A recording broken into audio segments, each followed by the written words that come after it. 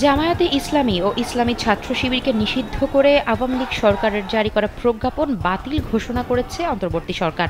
বুধবার স্বরাষ্ট্র মন্ত্রণালয়ের জননিরাপত্তা বিভাগের জ্যেষ্ঠ সচিব ডক্টর মোহাম্মদ আব্দুল মোমেন স্বাক্ষরিত এই সংক্রান্ত একটি প্রজ্ঞাপন জারি করা হয়। প্রজ্ঞাপনে বলা হয়েছে, বাংলাদেশ জামায়াতে ইসলামী ও ইসলামী ছাত্র শিবির সহ তাদের সকল অঙ্গ সংগঠনের সন্ত্রাস ও সহিংসতায় সম্পৃক্ততার সুনির্দিষ্ট কোনো তথ্য প্রমাণ পাওয়া যায়নি। বর্তমান সরকার বিশ্বাস করে যে বাংলাদেশ জামায়াতে ইসলামী এবং ছাত্র শিবির সহ তাদের সকল অঙ্গ সংগঠন সন্ত্রাসী কার্যকলাপের সঙ্গে জড়িত নয়। সেজন্য সন্ত্রাস বিরোধী আইন 2009-এর 18 ধারায় প্রদত্ত ক্ষমতা বলে বাংলাদেশ জামায়াতে ইসলামী ও ছাত্র শিবির সহ তাদের সকল অঙ্গ সংগঠনকে রাজনৈতিক দল ও সংগঠন হিসেবে নিষিদ্ধ ঘোষণা সংক্রান্ত প্রজ্ঞাপন বাতিল করছে সরকার।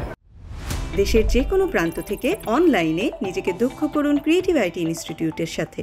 ছাত্র জনতার আন্দোলন যখন তুঙ্গে, পতনের দ্বারপ্রান্তে যখন শেখ হাসিনার সরকার, ঠিক সে সময় 1 আগস্ট জামায়াত শিবিরের রাজনীতি নিষিদ্ধ করে প্রজ্ঞাপন জারি করে আওয়ামী লীগ সরকার।